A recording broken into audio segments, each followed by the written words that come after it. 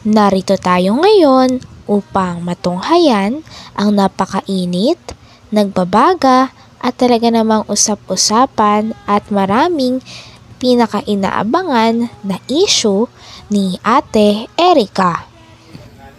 Sa pagpapatuloy ng ating istorya ay sinasabi nga ni Kalingap Val Santos Matubang na ang mga tao daw at ang mga Kalingap Angels o mga tao na tutulungan ng Kalingap ay sagana daw talaga yan sa tulong. Kung hindi man sa pera ay sa mga pagkain at package na pinapadala ng mga sumusuporta sa kanila dahil din sa pag-vlog sa kanila ng Kalingap. Kanay, may iyo ka na? Ano napakaswerte mo naman? Mayroon ka ng monthly allowance, may pabigas, may papackage, tapos may iyo na? Abay, saan ka makita ng ganon? Kumplito ng maray, may iyo pa, tapos may allowance? Abay, abusadong maray na ini, hindi po pwede. So, marami pong mga nagpapawakwak. Ini po mga kaibigan, no? Sino ang leader? Bakit nawakwak ining grupong ini? Si Erica. Scout ba ini ni Royal of Malalag? Mga kaibigan. Hindi nakatiis itong si Tita kasi inggit. Sa mukha pa lang po, mukha ni Tita, sus, kalamig kumuto. Alam mo na kung makita ang kita sa personal, kumuton ako imong nawong. Lamang kumuton sa nawong anay, sus. Puno ng inggit. Itong tita po ni Lamay, ni Erica, puno ng inggit ang kanyang puso. Tinan mo, walang inggit yan? Bakit siya nang-iinggit mga Kalingap? Kuya Bal, ba't mo sinasabing nainggit yan? Sabihin ko sa inyo. Unang-una po, itong si May at Erica, maitsura. Hindi sila maganda. Uy, ang ganda ni Erica, ang ganda ni May. Hindi po totoo yan. May itsura lang po sila. Akala mo magaganda? Sa video lang po yon. Yan ang may itsura nila. Kumpara mo sa totoong maganda. Alam mo, ni Beyonce. Sus, wala sa kalingkingan. Ang layo mga kalingkingan. Erica, Beyonce. Wala. Doon siya naiinggit sa maitsura. Kung maganda yan, grabe na talagang si baka sa June A ay maglalaway dyan. Nabihag, nabighani sa mga salitang kaakit-akit. Baka ito pinangakuan mo kay. Baka mo lang ito nagbibidyo ko. Sa pagpapatuloy nga ay inihambing pa ni Kalingap Val Santos Matubang si Ate Erica kay Viancy. Si Ate Erica kasi ang dating ka-love team ni Kuya Edu. Ngunit ngayon, ang ka-love team na ni Kuya Edu ay si Viancy na sapagkat umalis nga si Ate Erica sa poder ng Kalingap. Nakikita nga daw na ang tunay na maganda ay si Viancy. Pero si Ate Erica naman ay may itsura naman daw talaga.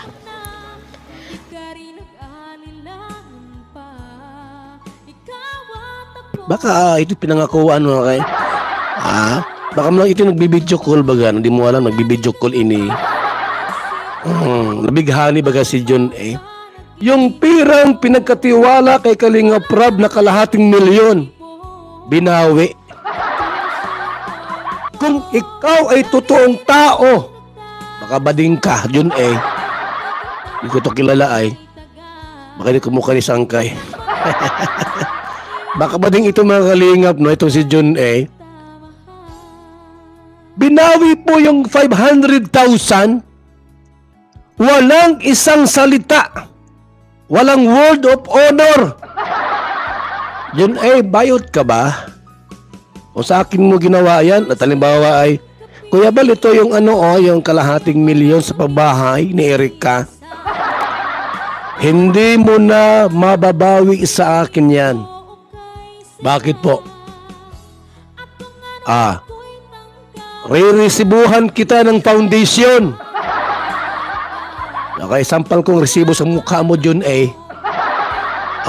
Yung masabi ka, ay, Kalinga Prab. Bakla talaga. Kalinga Prab, kukunin ko yung kalahating milyon. Mabait si Kalinga Prab, mga kaibigan. Ubod ng bait. Wala siyang sasabihin. Bakit po? Hindi po. Ibibigay niya. Kung sa akin yon, sampal kong resibo sa'yo. Kalahating milyon? Babawiin mo? Hindi mo na makuha sa akin yon. Kahit idemanda mo pa ako, resubuhan kita ng back to back. Pasalamat ka at kay Kalinga Prab mo binigay yung 500,000, yung kalahating milyon. Bakit na bago pong isip, mga kaibigan? Noon po, sabi ko, bakit binawi? Anong dahilan? Mayroon bang something? May mali ba sa amin sa Kalingap? Bakit babawiin yung kalahating milyon? May nagsulsul ba? At binawi yung pera? Isang malaking katanungan po, mga Kalingap, mga kaibigan. Kung bakit binawi. Yun pala po. Sabi nga ni Kalinga Val Santos Matubang na marahil ay inggit lang daw talaga ang tita ni Ate Erica at ni May kay Ate Erica at kay May. Ito ay una sapagkat magaganda daw ang dalawa niyang pamangkin. Kahit naman daw hindi sabihin ng tita nila na naiinggit ito, ay halata naman daw talaga. Ito ay dahil marami daw pera sila Ate Erica at si May kumpara sa kanilang tita na sinisiraan sila. Itong dalawang tabian, ining si May at Erica. Collaboration po. Nagsusulsulan. Hindi sinama itong si tita. Dapat isinama si tita. Siniraan niyo pa si tita. Na scammer. Tuloy, lumabas yung bahaw ninyo. Yung mga po, mga kaibigan, no? Yung mga pinagsasabi po inuing si tita ni Erica at ni May, lahat ng baho ninyo ilalabas niya. Dahil sa inggit. Inggitira ka ay. Yung mukha mo, di mapagkatiwalaan. Kung totoo yan, Kuya Bal, hindi ako nainggit doon sa dalawa. Ano ako? Ni 5 wala akong nakatanggap. Inggit ka lang. Inggit yung mukha mo. Kumuto na ako yan. Kung hindi ka nainggit, sige daw. I-text mo ako. 0929-113-2469. Kung di ka naiinggit. Magulang ko. Yan o. Kapal ng muka. Yan o. At yung sinasabi pati ninyo na Data yan. kami nakapalibot kay Erica. Upal ng aso, never kami nagpalibot dyan kay Erica. Missing kong buling, wala. Wag mo akong... Ay, pumuto ng mukha. Naong ni mo, day. Missing kong duling, wala kaming kunuha. Inggit ka lang. Ha? Bigyan mo tuwa. Kaya wag niyo kami sasabihan na nakapalibot kay Erica. Hindi kami pinalaman niya sa palad niya. Kaya wag na wag niyo yung sasabihin niya.